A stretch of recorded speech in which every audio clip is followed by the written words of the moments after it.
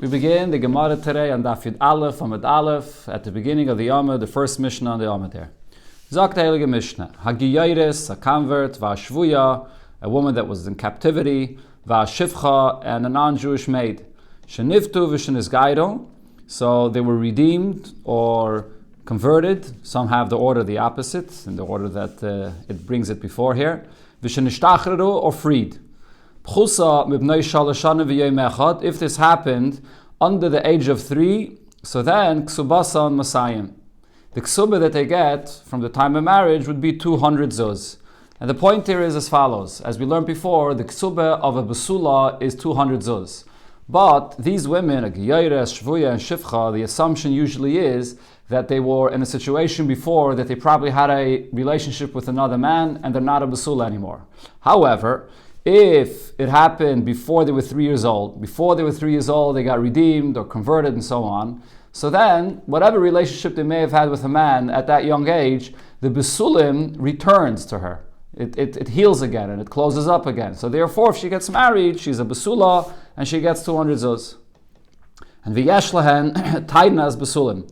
And for these women, if the husband comes and says that she's not a Basula, since the assumption is that she was a Basula, and then it turns out that she's not a Basula, so then the marriage would be a Mekach Tos.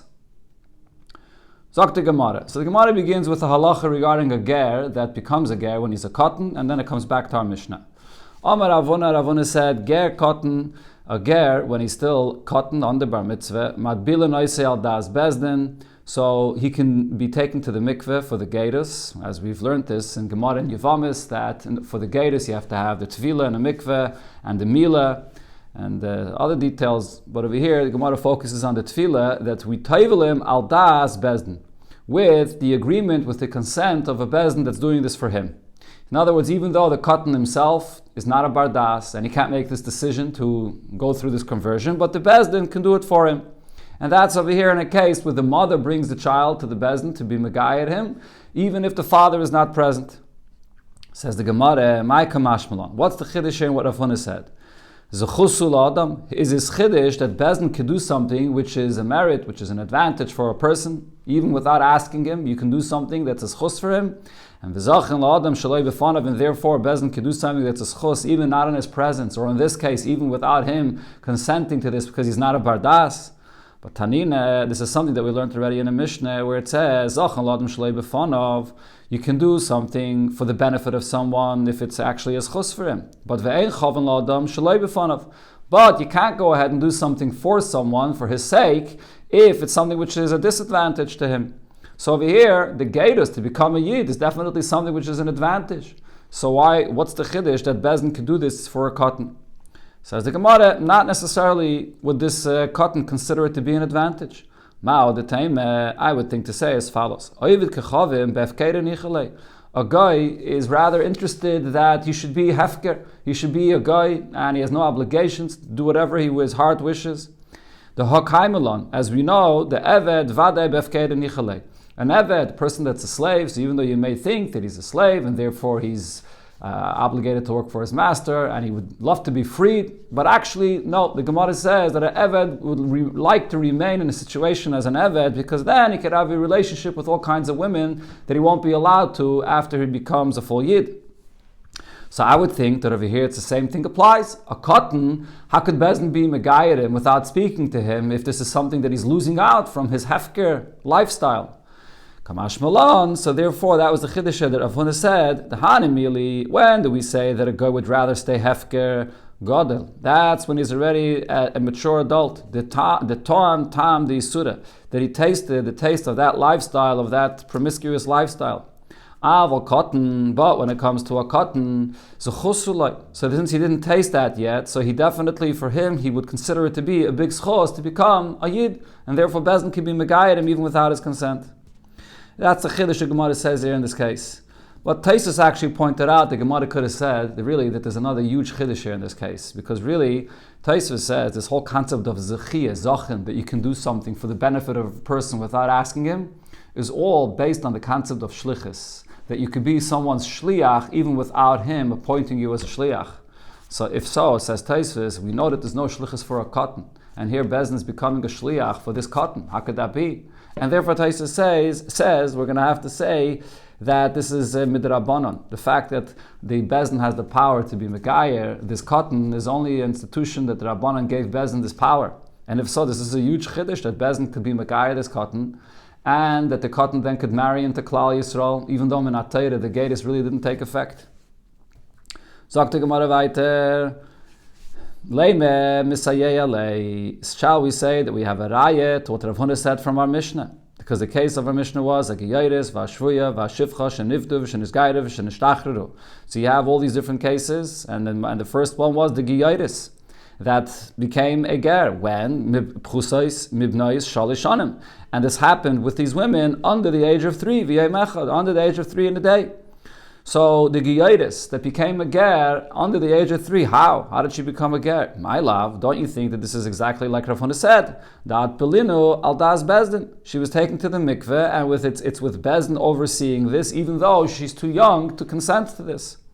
And says the Gemara, there's no raya from our Mishnah.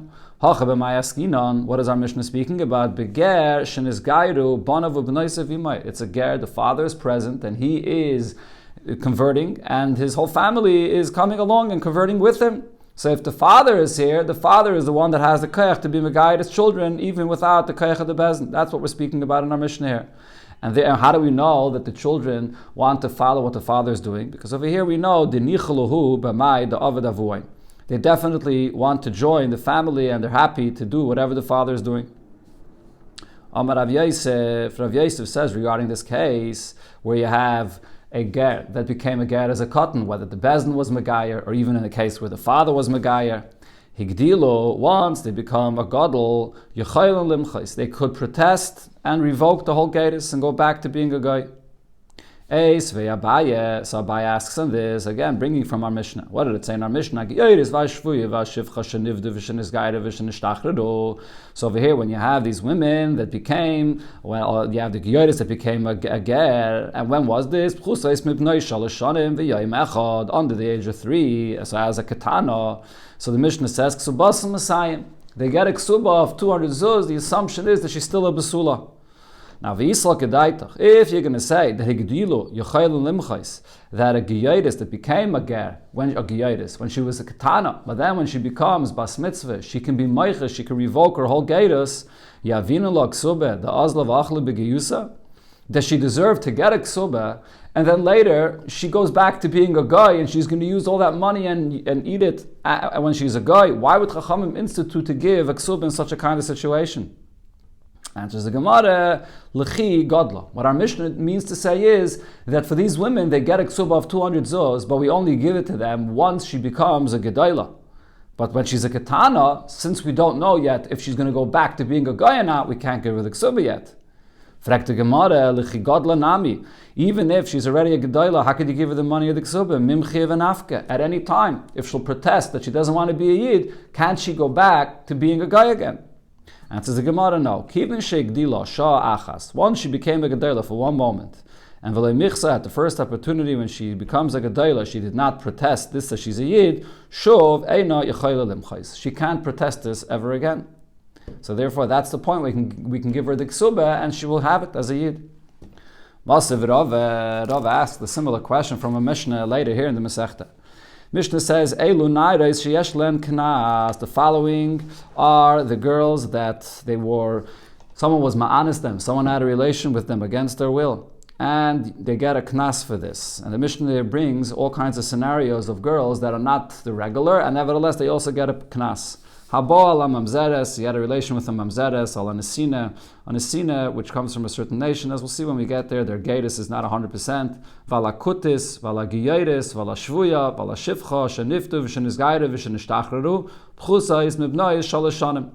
Or, like it said in our Mishnah, these cases, the giyaris and the shvuya and the shivcha, and they were redeemed, or converted, or nishtachreru, they were freed, but it was all under the age of 3. So the assumption again is that they are a basula. So therefore, someone that had a relation with her, as she's a basula, so yeshla and knas. All these women, you have to give them the knas that they deserve, which is the 50 silver coins that you have to give when someone is mazana with them.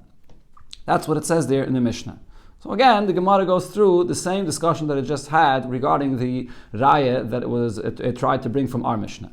V'amrit. Now, if you're going to say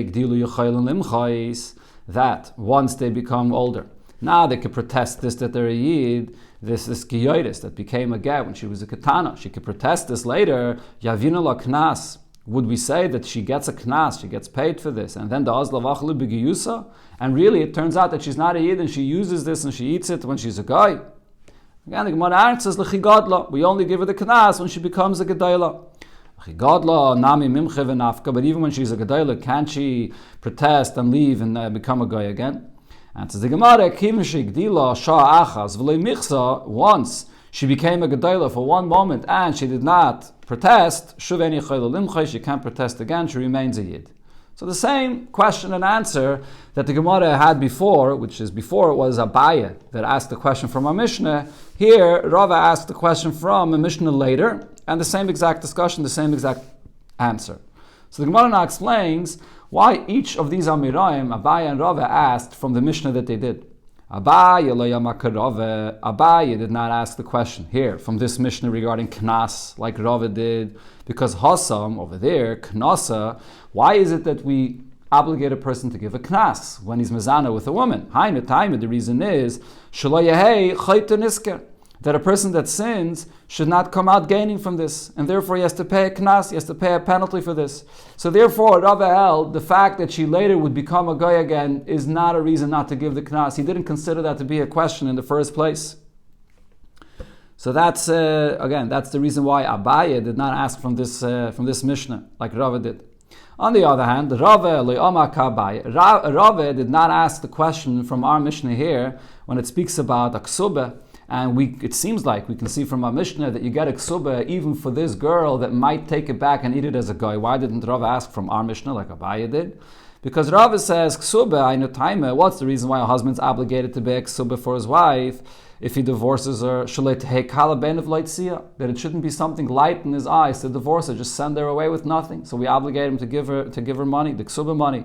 So that's a reason that would apply even in a case where she could later become a guy, but if right now she's a giyaitis, at this moment she is a giyaitis, she has the full rights that the husband should treat her properly and not just send her off with nothing. And therefore, Rava didn't consider this to be a question. Zok Teilige Mishneh, Hagadol Shabo ala Katana. A Gadol, so he had a relation with a Katana, and as Rashi explains, we're speaking over here, a Katana that's under 3 years old. As we've learned before, if he had a relationship with her under 3 years old, what happens is, whatever Besulim were ruptured will come back. In the reverse, v'katan shabal agedayla, or if it's a katan, and Rashi clarifies, we're talking about a katan that's under 9 years old, and his bia does not do anything. And therefore, if this katan came in a gedayla, and a woman that is a gedayla, or the third case is umukas eitz, or a woman that literally umukas eitz means she was hit by a piece of wood, which means that there was a wound in that area with a piece of wood or whatever it may have been that ruptured the besulim, and she's not a besula anymore for this reason. Kesubosan Masayim. Nevertheless, their ksubah still will be 200 zuz, like every besula if she gets married, and then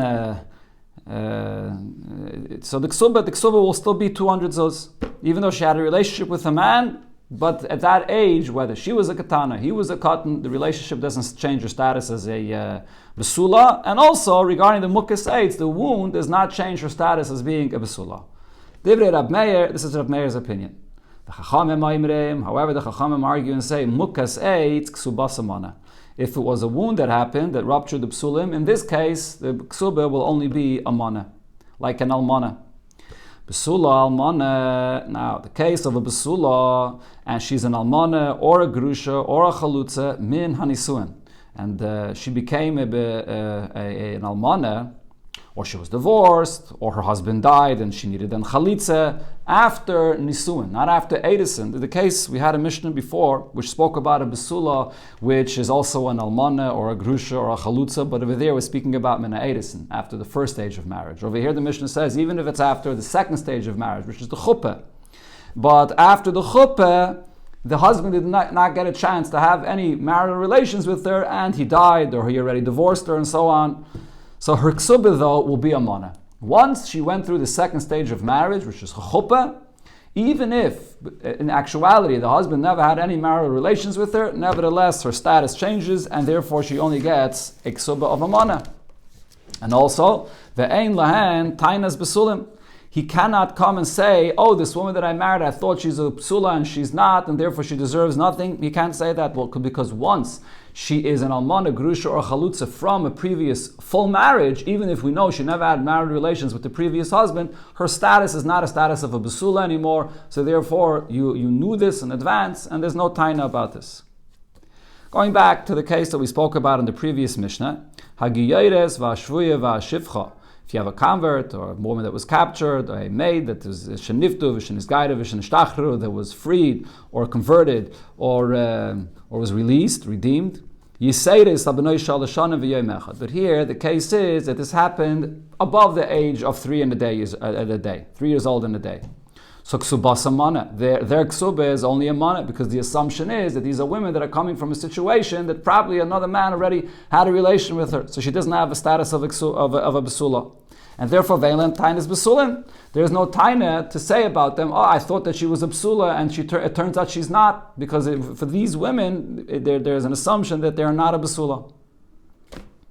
Zakta Gemara, Amar Rav Yudah Amar Rav. Rav Yudah said in the name of Rav, Katan haboala gedayla.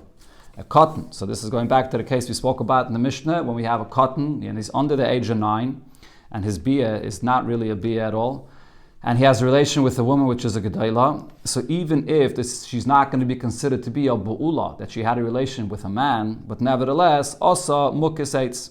Through this, that he broke her besulim, she becomes like a situation of a mukisates, where she had a wound, and therefore she's not a besula anymore, she's a mukisates. That's going to be her status. Ki amrisa kamei de Shmuel, so Rav Yudah said, when I said this halacha of Rav in front of Shmuel, Omar, so Rav said, ein mukis eitz bebasar. No, we cannot give a woman a status of a mukis eitz, that she has a wound that broke her besulim, because of a physical contact of a cotton. The human contact that breaks the psulim, that's not something which will give her the status of a mukis eitz. So with the human contact, if this man is of age that she becomes a bu'ula, she'll be a bu'ula. If he's a cotton and he's not of age to make her into a bu'ula, so then he doesn't make her into a mukis eitz either. That's the argument there. Now, others brought this argument between Rav and Shmuel, that they themselves argued about this without Rav Yehuda, the one that said it in Rav's name, and so on. That cotton, habal, a gedayla, a cotton under the age of 9, and he has a relation with a woman, a gedayla, Rav ama also mukisates. Rav says, even though she doesn't become a bu'ula, but still she has the status of a mukisates, a wound that occurred that takes away your besulim. Shmuel says, a mukisates bebasar. The mukis eitz, to say that there's a wound and to give her this status of a mukis eitz is not by human contact. So either she was a bu'ula, and if not, we don't consider her to be a mukis eitz. So Rav Ashi asks here from what it says in our Mishnah. So the Mishnah brought a machlokes between the Chacham and Rav Meir. What did it say in our Mishnah? Gadol shebal a ketana. A gadol that had a relation with a ketana that's below 9. Below 3, that is. Right, so below 3, so the besulim grows back. Katan abal a gedayla, or a cotton below 9 has a relation with a gedayla, and the bia of a cotton at that age is nothing. And then the third case was mukis eitz, or the case of a wound with a piece of wood that removed the besulim. Ksubasa and Masayim, the ksubah is still 200 zuz for all these. Divrei Rav Meir, that's Rav Meir's opinion. Chachamim, what do the Chachamim say? Mukis eitz ksubasa mana. Specifically, Chacham are arguing regarding the mukis eitz. Regarding the mukis eitz, they say if there was a wound with a piece of wood, that will bring down her ksubah to only being a mana. So we clearly see in our Mishnah that Chachamim are only arguing regarding the case of a mukis eitz. According to Rav, the Chachamim should also be arguing regarding the case of the cotton habala gedayla. Rav said the cotton habala gedayla, that she becomes a mukis eitz as well. So why Chacham only arguing regarding the case of mukis eitz? Omar Rave, so Rave answers, Hachi ka'ama, this is how you have to understand our Mishnah. Gadol abala ketana, Gadol that has a relation with a ketana under 3 years old, v'loy klum. So in this case, it doesn't change your status at all. Why? The pachis mikan, under this age of 3, kenoisen etzba bain dami. So the relation that there is with this woman does not affect her basulim at all. It's like a person that puts his finger in his eyes and tears come out and the tears return to the eyes. So too over here, the basulim that's broken at that age just grows back. Now, if a katan, a baal, a gedayla, if it's a katan under the age of 9 that has a relation with a gedayla, asa mukis eitz, she becomes like a mukis eitz. That's what the Mishnah means to say. She has the same status as a mukis eitz, like Rav said. And now mukis eitz gufa, and regarding this case of the mukis eitz, how much of a ksuma does she get? Like a basula or like an almana? Plukta the Rab Meir Rabbanan. This is the argument of Rab Meir Rabbanan. So when the Rabbanan said that a mukis eitz only gets 1 mana, according to Rav, he wasn't speaking only about the mukis eitz, he was also speaking about the case of the katan, habal, a gedayla, which is equivalent to the mukis eitz. Says the Gemara, Rami Bachame said regarding this machlekes of Rab Meir and the Rabbanan, how much is the ksubah of a mukis eitz? Again, Rab Meir said the ksubah is still 200 zuz, like a regular basula, and the Rabbanan say because of this wound, she's not a basula anymore, so therefore the ksubah is only 1 mana. So he explains the machlekes, and he says as follows: Machlekes keshehikirba. They're arguing in a case where the husband that married her knew in advance that she was a mukis eitz. And he wrote her a ksubah, but he knew in advance that she doesn't have any basulim because of a wound that occurred. So now, the Rab Meir medamela lubegeres. Rab Meir says that a mukis eitz is similar to a begeres. A begeres is a girl past the age of 12 and a half and older. From that point, we don't necessarily say that she's a psula anymore, even if she did not have a relation with anybody. But the older she gets, so the basulim wear out and it opens up on its own. So therefore he says it's the same thing with the mukis eitz. He knew that she was a mukis eitz, but the fact that she doesn't have basulim anymore is not because of relation. She was violated by any other person. So just like by a begeres, she still gets a basula of 200 zuz. A mukis eitz also gets the same ksubah of 200 zuz. However, Rabbanan midamalola beula. Rabbanan say a woman that lost her basulim because of this accident that happened, the mukis eitz, that's actually compared to a bu'ula that she was violated and she had a relation with another man. So that's only a mana. And the Gemara will soon explain what's the logic behind these comparisons that Rachamim and Rab Meir are saying here. But now, Rabbi Bachama continues. Aval loy hikirba. If the husband had no idea about this accident, about this wound, that she was a mukis eitz and she has no psulim anymore, so then divrei hakoil v'loy klum. Everybody would agree that now he discovers that she had this wound and she's not a psula, she doesn't get any ksubah at all, because this is a mekach tos. He didn't realize that she has no basulam at all. So now the Gemara explains, Rab Meir, amay medamela lebegeres. Why does Rab Meir say that the mukis eitz that lost her basulim by an accident is compared to an older, mature girl that loses her basulim out of maturity? Why compare it to that? Nedamya lebula. Why shouldn't he compare it like the Chachamim to a woman that had a relation with someone else and that's how she lost her basulim? Says the Gemara, no, Rab Meir's svara is as follows. Bu'ula is avid b'maise b'dei adam. In the case of a bu'ula, an action occurred to her through another man that had a relation with her, and that's what caused her to lose the basulim. But a mukis eitz, an accident that happened, and there's no other man involved that violated her, so there's no reason to compare it to a bu'ula, so her status still remains like a regular girl, and like a begeres, that out of maturity she loses her basulim, so this is basically the same thing, so her ksubah is still 200 zuz. The Rabbanon, and now the same question we have according to the Rabbanon, what's their logic? They compare the mukis eitz to a case of a bu'ula, when a man had a relation with her, nedamya lebaygeres. Why don't we compare it to a woman that just became mature and lost her basulim? So they explain, baygeres leisava b'maisa klal. Or baygeres, it's just simply out of maturity that she loses her basulim. There was no action that happened here at all to change her status. But ha is avad b'maisa. Over here, something did happen to her. There was an accident that occurred, a piece of wood that ruptured the basulim. So therefore, this is something that does lower her status. It's more similar to a bu'ula when an action was done to her body. But now the Gemara goes back to what Rami Bar Chama said here. So Rami Bar Chama said, "Avoloi hikirba." If it's a case that the husband was unaware of this accident that happened, that she's a mukis eitz, l'divrei hakoil v'loi klum. Everybody would agree that she gets nothing for the ksubah when he discovers this. So the Gemara brings from a Mishnah later that it's that question of this Masav Rav Nachman. So Rav Nachman asks on Rami Bar Chama. The Mishnah here later says, what happens in the case where the husband marries his wife and he thought that she's a basula, and then it turns out she's not.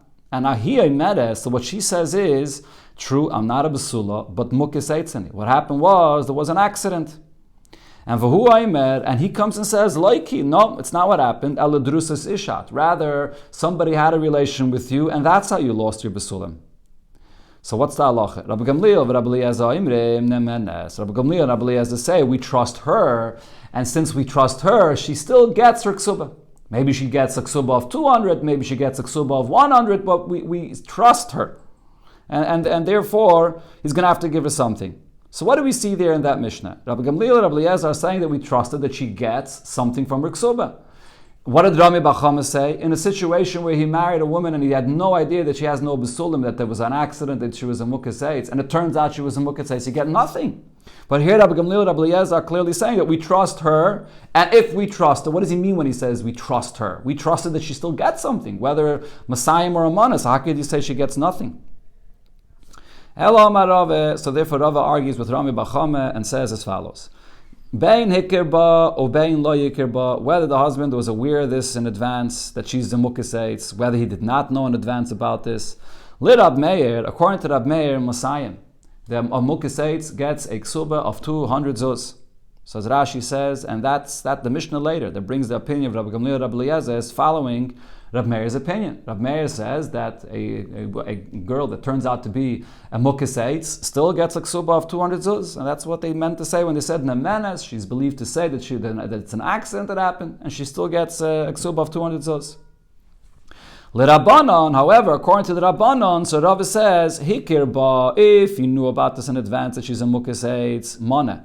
So then she gets a mana. It's not a mekach tos. He knew about this in advance. Her status is not like a basula. Like we said before, that the Rabbanan compared to a bu'ula, so she gets a mana. But lo yihikir ba, but if he had no idea about this in advance, so because we compare a mukhes eitz to a bu'ula, so then it's equivalent to a person that's marrying a woman and thought that she's a basula, and then he finds out that she had a relation with another man. So that's for sure a mekach tos. So over here as well, v'loy klum, she gets nothing. This is a mekach tos.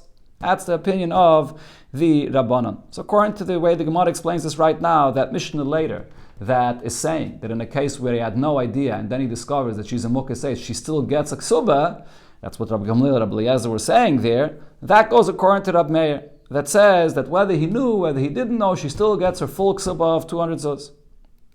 But now the Gemara says, V'hoda bei Rava. Rava retracted of what he says over here, that in the case of hikirba, Rava, what did Rava say? According to the Rabbanon, that there's a distinction. According to the Rabbanon, if you knew in advance, then she gets a mana, and if you did not know, she gets nothing.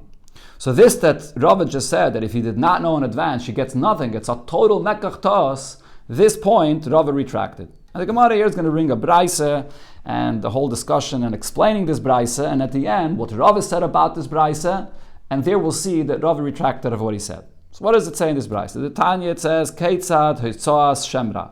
What is the scenario? What happens when a person comes along to the Bezdin and he's saying it's a bad thing about his wife? And what is it that he says? So here, Hitzod, there's a halacha of Moitzi Shemra and the Torah, all the halachas that follow, but how does this play out? So it's as follows. Baal Bezdin, the husband comes to Bezdin, Va'amar, and he says, Ploini, he says to the father of this woman, I married your daughter and she's not a basula. So now, so the Braisa reads as follows. If there are Eidim that say that she had a relation with someone else after she was an Eishes Ish with him, yesh la ksube mana. She gets a ksube of a mana. So the Gemara immediately interjects and asks that can't be. Im yesh Eidim shezinsa tachtov. If there are Eidim that she actually was mezana after the Edison, once she's an Eishes Ish, so baskila so then she gets skila. So Hakka the Braisa says she gets a ksuba of a mana. So the Gemara says, okay, there's something missing here in the Braisa. Hachi ka'oma, this is how you have to read the Braisa. Im yesh Eidim shezinsa tachtov. If there are Eidim that she actually had a relation with someone else after she was an Eishes Ish, skila. So then of course she gets skila. Zinsa meikara. But if the Eidim say, true, she's not a basula, but she was mezana before the marriage. Yesh la ksube mana. She still gets a ksube of a mana. So essentially what this Braisa is saying is, a person marries a woman, he thinks that she's a basula, It turns out she's not. Turns out she's only a ba'ula. She already had a relation with someone else. She doesn't entirely lose her ksubah. This is not a full mekach tos. Rather, she's only going to get the level of a ksubah of a mana, like a ba'ula gets. In the name of Rav Sheishes, so what do we see from here? A man that marries a woman and there was a chazaka that she's a basula. He thought and he understood that she was a basula. And now the nimtza is ba'ula. Turns out that she already had a relation with someone else. Yesh lo ksubah mana. It's not a total mekach tos. The husband is not. This is not enough of reason that the husband can say, "Oh, I'm not interested in this marriage altogether. This is not a marriage." No, the marriage will be a marriage, but she gets only a ksubah of a mana, like a ba'ula. That's what we see from here. And this is Rav Sheish's opinion. Now on this, the must of Rav Nachman. So Rav Nachman asked on this that we see from this brayser, from a different Mishnah later here. In the Masechta, the Mishnah says, a person marries his wife and he doesn't find any besulim. And now, what is she saying? She comes along and says, Misherestani ne'anasti. After the edison, after the first stage of marriage, and I'm already a neishus ish, at that point, someone was ma'anis me. Someone had a relation with me against my will, which does not make her usher to go back to her husband if he's a Yisrael. But what she's saying now is, there's no reason that my ksubah money should go down. Why? This is your field that got flooded. It's an expression. What she's saying is, I was already your wife. I belong to you already, so the deal is sealed and shut. And it's your bad luck that this happened to me. But for the husband says, Loiki, that's not what happened. You already had a relation with someone else before I was married to you, and therefore, what really happened over here? I married you with the status thinking that you're a basula, and really you're a bula. So what does it say there in the Mishnah? So the husband is arguing and saying that this is all a mekach tos. Okay, so what do you see from the lashon that the Mishnah says? The less law klal. So Rav Nachman says we see from the Mishnah there that if it turns out the husband's arguing that if I married her as a basula and it turns out that she really had a relation with someone else before the edison and she was really a ba'ula, so then the less law klal. It says mekach tos, she gets nothing. So this is the question of what Rav Sheisha said before. Rav Sheisha learned from the Braisa before that if it turns out she was a bu'ula from before, she still gets a mana. It's not a full mekach tos. Rav Chia bar Avin answered this question. Efshe, do you think Rav Amram v'chol gedolei adar Yosfi, Rav Amram and all the other great people in that generation was sitting there ki omer Rav Sheisha lahashmaita. They were all present when Rav Sheisha said the diuk of the previous Braisa that you still do get a ksubah of a mana in such a case. The kashiluhu, and they all had this question. If they had this question from this mission that you're quoting here, where it uses this term mekach tos regarding such a situation where it turns out she was a bu'ula from before, and vishani, and they answered. They probably gave the following answer: My mekach tos. When the Mishnah says that the husband is arguing that it's a mekach tos, what does the husband mean to say? So nami, what does this also mean? This term mekach tos as well. It means mimasayin. What he's saying is this, that I owe her a ksubah of 200. That's a mistake. Avamana isla. She still gets a ksubah of a mana. And va'at omrit lesla klal, and you are trying to argue, you're saying that she gets nothing. Rav Sheishis already said that she gets one mana, all the gedolei adar were there, and the Mishnah that uses the term mekach tos is not a question. It also means that it's a mekach tos not to give her 200, but she still gets 100. But on this, now we come back to Rava. So Rava said, Mandaka Maisiv, Shapaka Maisiv, the one that asked the question from this Mishnah, where it says regarding this situation when a person marries a woman as a psula and it turns out that she was a bu'ula from before he married her, and it says mekach tos. So the one that asked this question, Mandaka Maisiv, Shapaka Maisiv, he was right to ask this question because mekach tos lagamri mashma. The term mekach tos means 100% mekach tos, that he owes her nothing, that the whole marriage is a mistake. So if so, we have a question with the previous Braise. And over there, the way Rav Sheisha quoted and explained that Braise, it said there that if it turns out she was a bu'ula from before, she gets a mana. So Rava argues and says you have to explain the brayse before as follows. In the case when a husband is Maitzi Shemra, he says your daughter is not a Basula. If it turns out that she was actually Mizana after the Eidasim when she was an Eishesish, so then she's Chayiv Skila. Zin Samei Kare, if she was Mizana already before the marriage, so it turns out that she was a Bu'ula from before, V'lei Klum. So Rava argues with Rav Sheshes, like it's mashma here in this Mishnah we quoted that it's a Mekach Tos, she gets nothing. Now Rava adds, to explain that Braisa, how about if Nimtzis Mukisates, if it turns out that the reason why she's not a Basula anymore is because some kind of accident happened from before the marriage and she's a Mukisates, then yesh lo ksuba moneh. She gets a ksuba of a moneh.